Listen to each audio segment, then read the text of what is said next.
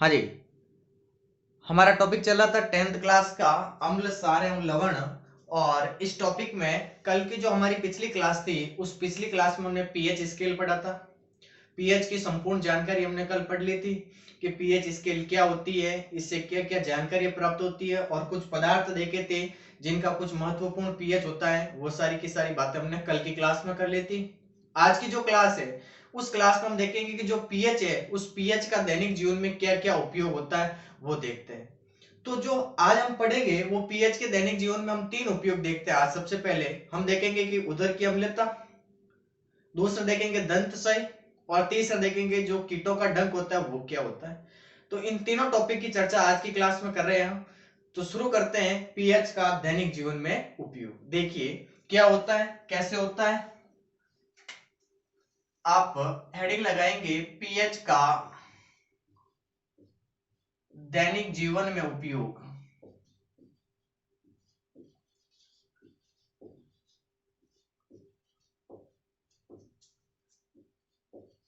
बहुत सारे उपयोग होते हैं, लेकिन आज हम तीन उपयोग पढ़ेंगे, बाकी अगली क्लास में नेक्स्ट उपयोग और पढ़ेंगे हम। ठीक है, तो देखिए आज की जो क्लास है जिसमें हम पीएच के दैनिक जीवन में उपयोग देख रहे हैं, उसमें तीन टॉपिक के ऊपर चर्चा करेंगे। सबसे पहले हम देखेंगे कि जो उदर अम्लता है वो क्या है, उदर अम्लता। दूसरा हम देखेंगे कि जो दंतशय होता है वो क्या है, दंतशय। और तीसरे बिंदु की चर्चा करेंगे जिसमें आता है कीटों का डंक, कीटों का डंक। ठीक है, तो ये पहले बेसिक बातें आपको लिख देनी है तीनों। अब एक एक करके हम शुरू करते हैं। सबसे पहले हम बात करेंगे उदर अम्लता। ठीक है, तो दोनों चीजों को मैं रफ कर लूं और उदर अम्लता देखते हैं क्या होती है। तो देखिए सबसे पहले हम बात कर रहे हैं कि जो उदर अम्लता है, आप लोगों ने पाचन तंत्र पढ़ा होगा। उस पाचन तंत्र के अंदर आपने आमाशय देखा होगा, स्टमच जिसे आप कहते हो इंग्लिश में। उस आमाशय के अंदर ऑक्सेंटिक कोशिकाएं होती है। ध्यान रहे मैं क्या कह रहा हूं, एक एक पॉइंट को आप ध्यान से सुनते जाइए। जो हमारा आमाशय है, उस आमाशय के अंदर ऑक्सेंटिक कोशिकाएं होती है। वो ऑक्सेंटिक कोशिका एक अम्ल छोड़ती है, उस अम्ल का नाम होता है हाइड्रोक्लोरिक अम्ल। ये जो हाइड्रोक्लोरिक अम्ल है, ये हमारे आमाशय के अंदर जो भोजन होता है, उस भोजन को ये सड़ने और गलने से रोकता है। ठीक है, पहला इंपॉर्टेंट काम ये है उसका। दूसरी चीज आती है कि वो HCl की मात्रा अधिक अधिक हो जाए। जो हाइड्रोक्लोरिक अम्ल है वो अधिक मात्रा में निकल जाए, या आमाशय के अंदर उसकी अधिक मात्रा हो जाए, तो हमारे आमाशय के अंदर यानी उदर के अंदर जलन और दर्द का अनुभव होने लगता है। तो हम क्या करते हैं, उसके अपोजिट हम प्रति अम्ल, एंटासिड या दुर्बल सार, जिसमें हम मोस्टली काम में लेते हैं मैग्नीशियम हाइड्रोक्साइड, उसका उपयोग करते हैं। वो क्षार क्या करता है, इस अम्ल के प्रभाव को उदासीन कर देगा और हमें जलन और दर्द से राहत मिल जाएगी। ठीक है, पहला इंपॉर्टेंट कार्य ये है उदर अम्लता में। ठीक है, तो यही सारी चीजें आपको पता होनी चाहिए कि उदर अम्लता क्या होती है। तो सबसे पहले आमाशय के अंदर जो ऑक्सेंटिक कोशिका है, मैं एक पॉइंट को लिख रहा हूं, देखो आप ध्यान से समझिए कि जो हमारा आमाशय है, आमाशय जिसे आप इंग्लिश में स्टमच कहते हो, इस आमाशय के अंदर ऑक्सेंटिक कोशिकाएं होती है। क्या होती है, ऑक्सेंटिक कोशिकाएं, ऑक्सेंटिक कोशिकाएं।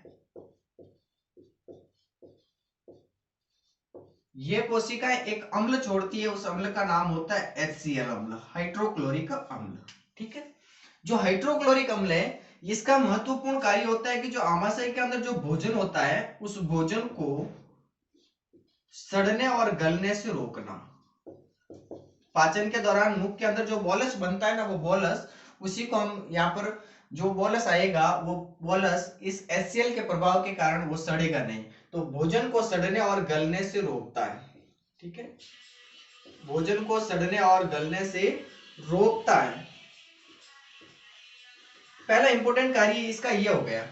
अब क्या होगा इसके अपोजिट, कि अगर इस आमाशय के अंदर यह हाइड्रोक्लोरिक अम्ल अधिक हो जाए, मैं क्या कह रहा हूं कि आमाशय के अंदर अगर यह हाइड्रोक्लोरिक अम्ल की मात्रा अधिक हो जाए, तो हमारे आमाशय के अंदर दर्द और जलन होने लगता है। ठीक है, तो देखिए इसके अपोजिट हम क्या लिख रहे हैं कि अधिक मात्रा हो जाए आमाशय के अंदर, अधिक मात्रा हो जाएगी, तो हमारा जो आमाशय है उस आमाशय के अंदर दर्द व जलन होने लग जाएगी। क्या होने लग जाएगी? दर्द और जलन होने लग जाएगी। ठीक है, अब क्या करेंगे कि दर्द और जलन हो गई है, अब इससे राहत तो पानी ही पानी पड़ेगी हमें, तो हम क्या करते हैं इसके अपोजिट लेते हैं प्रति अम्ल, एंटासिड। ये एंटासिड वाला प्रश्न अभी अभी 10वीं क्लास का जो हाफ ईयरली एग्जाम हुआ था उसमें ये 1 नंबर का प्रश्न आया था। ठीक है, तो प्रति अम्ल एंटासिड जिसे आप इंग्लिश में कहते हो, या तो प्रति अम्ल लेंगे या इसके स्थान पर दुर्बल सार लेंगे। क्या लेंगे? दुर्बल सार। दुर्बल सार में बात करें तो हम मोस्टली कौन सा सार लेंगे? MgOH होल ट्वाइस, जिसे आप मिल्क ऑफ मैग्नीशिया कहते हो, ये लेंगे। ठीक है, इसको हम शॉर्टकट में इनो भी करते हैं। ठीक है, लिखना चाहो तो लिख लो आप, magnesium hydroxide, magnesium hydroxide.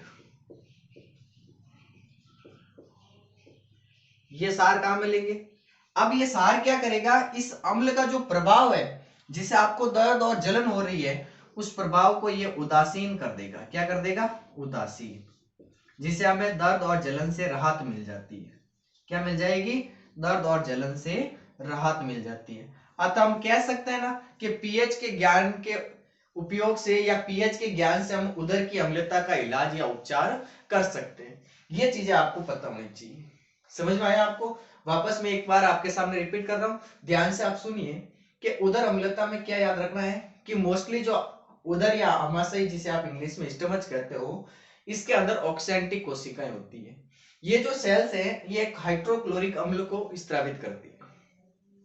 Hydrochloric अम्ल है ये मोस्टली इसका एक कार्य होता है कि जो भोजन है उस भोजन को सड़ने और गलने से रोकना।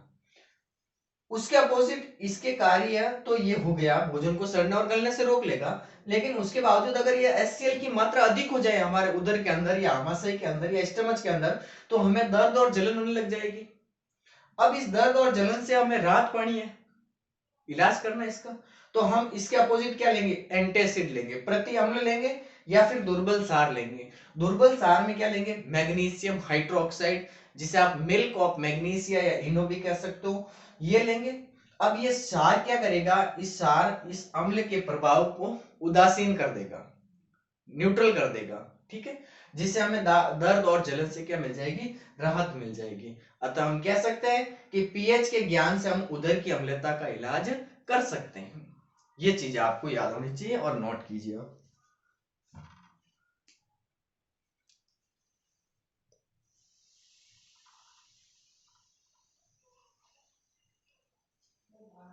हो गया? अब देखते हैं हम दूसरा उपयोग। दूसरा हम देखते हैं दंत सय। मिटा दो, रफ कर लो। दंत सही में आपको क्या क्या याद रखना है? तो देखो, दांतों के ऊपर इनेमल परत होती है, आपने देखा होगा। ये भी जो शरीर का जो सबसे कठोर भाग होता है वो इनेमल ही होता है, जो जल में भी नहीं घुलता है। और ये इनेमल कैल्शियम कार्बोनेट और कैल्शियम फॉस्फेट का बना होता है। ठीक है, दंत सही में जो हमारा इनेमल होता है यही धीरे धीरे नष्ट होने लग जाता है। अब ये नष्ट होता कैसे है? तो सबसे पहले वो चीज देखते हैं, फिर ये नष्ट हो रहा है तो इसका उपचार कैसे करेंगे वो भी चीजें देखते हैं। तो सबसे पहले मैं बात करना चाहूंगा कि जो दंत सही है, सेकंड टॉपिक हेडिंग लगाएंगे दंत सही, दांतों का क्षय होता है। दंत सही ये क्या है? मैं मोस्टली बात करना चाहूंगा कि जैसे नॉर्मली जो मनुष्य होता है उसका जो मुख होता है, माउथ, उसका पीएच होता है 6.5, 6.5 होता है। अब जैसे हम खाना खाते हैं तो खाना खाने के बाद अगर हम दांतों की सफाई नहीं करें तो जो हमारे मुख के अंदर जो बैक्टीरिया होते हैं, जीवाणु जिसे आप हिंदी में कहते हो, वो जीवाणु या बैक्टीरिया उस दांतों के ऊपर जो भोजन के कण लगे हुए हैं उनसे क्रिया करके अम्ल का स्त्रवण करते हैं। और यही अम्ल क्या करता है कि हमारे दांतों के ऊपर जो इनेमल का आवरण है उसको धीरे धीरे नष्ट करने लगता है। इसे दंत सही कहते हैं।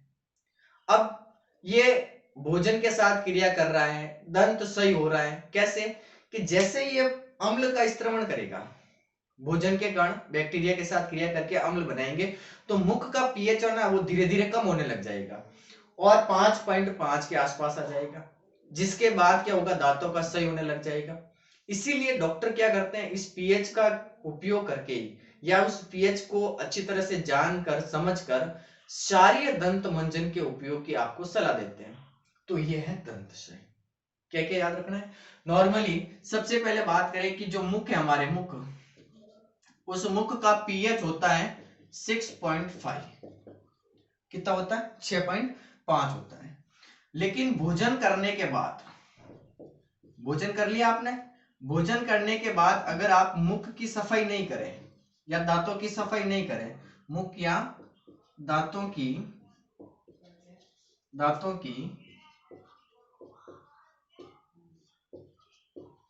सफाई नहीं करें, तो क्या होगा कि जो भोजन के कण है, भोजन के जो कण है,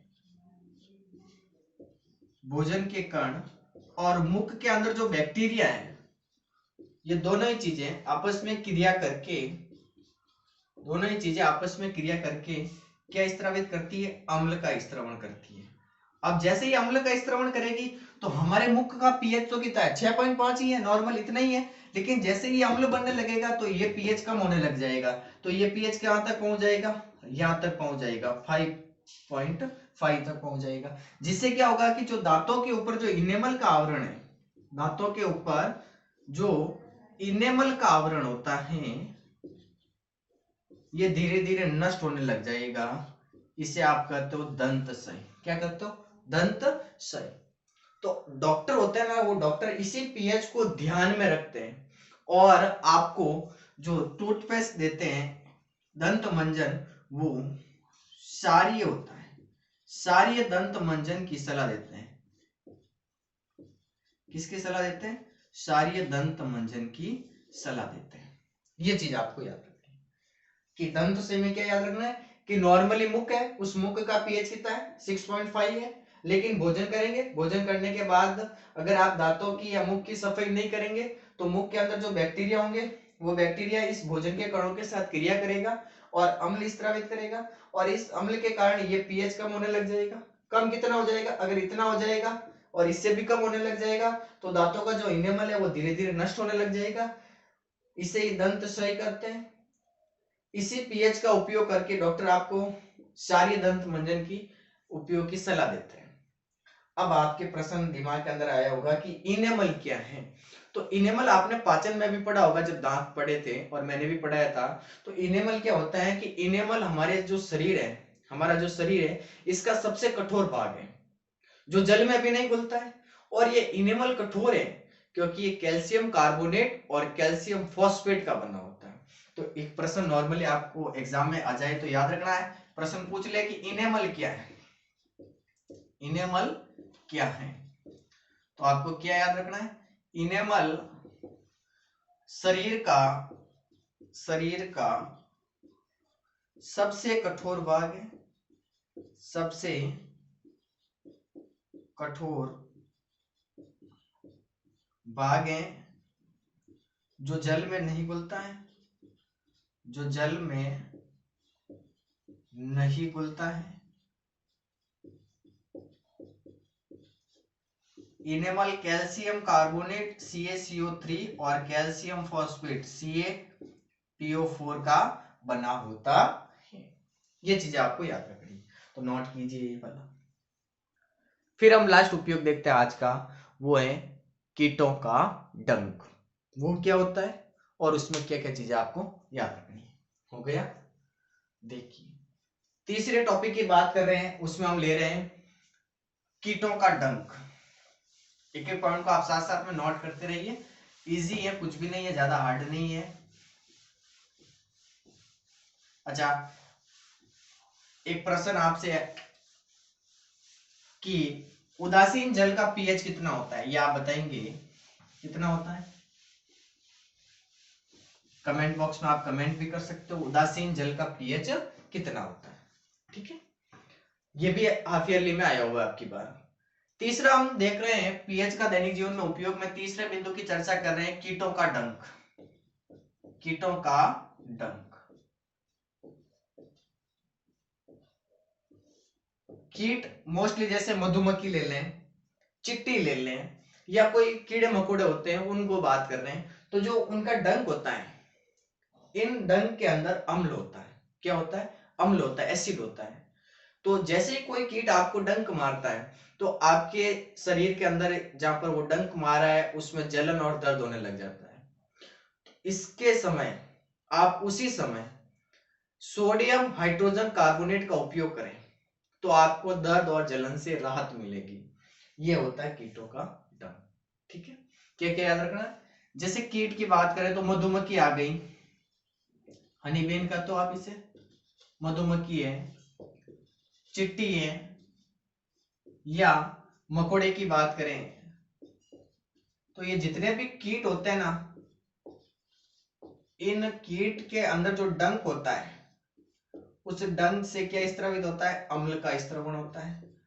और इसी अम्ल के कारण जब ये आपको डसते हैं या आपको काटते हैं तो आपको क्या होने लग जाता है? दर्द और जलन।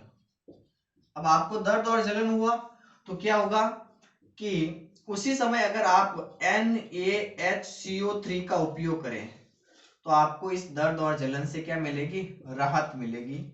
यह होता है कीटों का डंक। ठीक है, धन्यवाद आज की क्लास के लिए। मिलते हैं अगले क्लास में नेक्स्ट इसके उपयोग के साथ।